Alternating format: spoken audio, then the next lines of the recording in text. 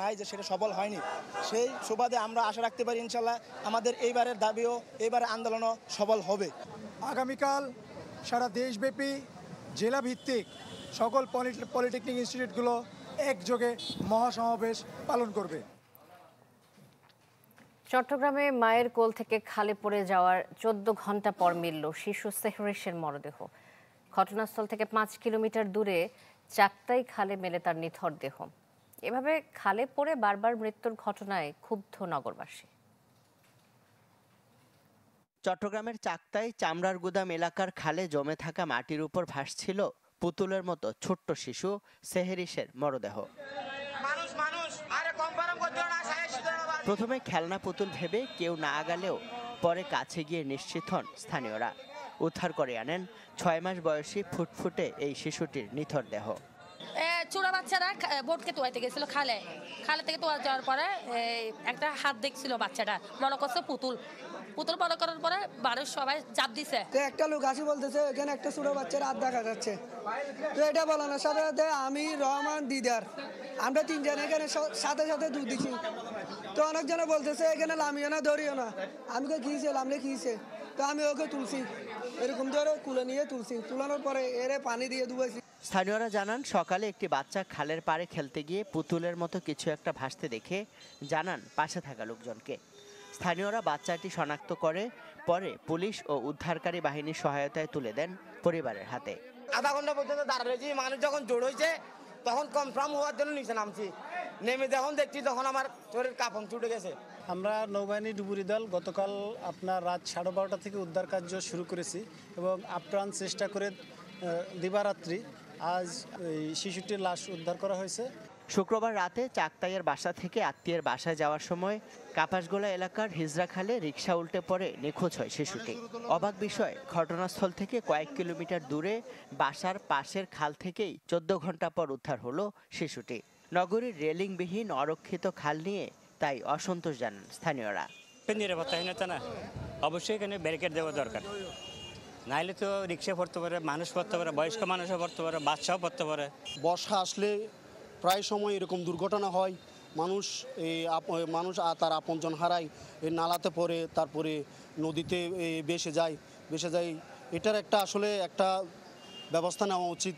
এর আগেও নগরীর বিভিন্ন স্থানে অনিরাপদ খাল নালায় পড়ে মারা যান বেশ কয়েকজন। এর মধ্যে অন্তত 2 জন এখনও নিখোঁজ। ইমদাদুল হক, চ্যানেল 24, চট্টগ্রাম।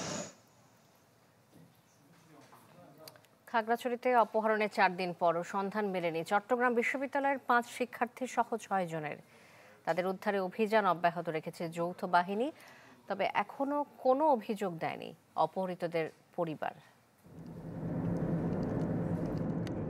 বৈশাখী উদযাপন শেষে গেল বুধবার চট্টগ্রাম ফেরার পথে খাগড়াছড়ির পানছড়ি সড়কের গিরিফুল এলাকা থেকে অপহৃত হন চট্টগ্রাম বিশ্ববিদ্যালয়ের 23-24 শিক্ষাবর্ষের 5 শিক্ষার্থী।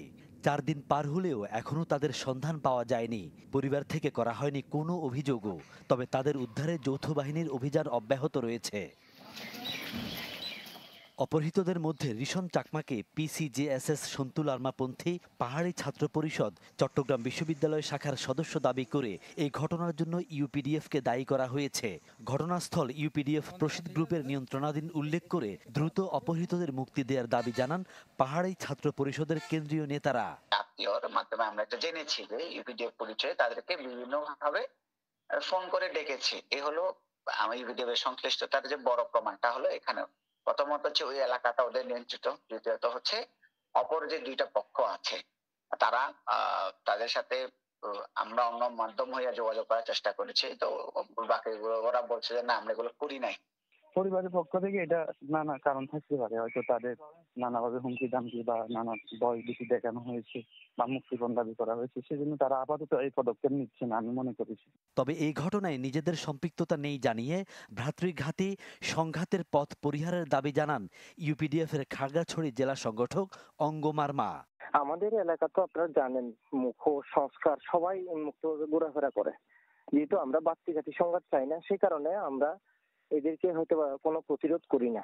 আপনারা তো জানেন এখান থেকে গিয়েই পানছড়িতে হামলা করে আমাদের বিপুলদেরকে হত্যা করলো, অথচ আমরা তো শুনি এদিক দিয়ে যায়, তাই না? যদি এরকম হতো তাহলে তো আমাদের এলাকা নিজেরাই তো এদেরকে হামলা করতো বা ইয়ে করতো। যেহেতু আমরা বাপ্তিঘাতী সংঘাত চাই না, বাপ্তিঘাতী সংঘাত বন্ধের জন্য আমাদের উদ্যোগ আছে, সেই জন্য আমরা এদেরকে ন্যূনতম ছাড় দিয়ে হলেও এদের ভিতরে সদ্বুদ্ধি উদয় হোক, এটা আমরা মনে করি। অপহৃতদের উদ্ধারে যৌথ অভিযান অব্যাহত থাকলেও ক্যামেরার সামনে এ বিষয়ে কথা বলতে রাজি হননি আইনশৃঙ্খলা বাহিনীর কোনো সদস্য। Desk report, channel 24। সময় হলো একটা বিরতির, ফিরে আসছে একটু পরে।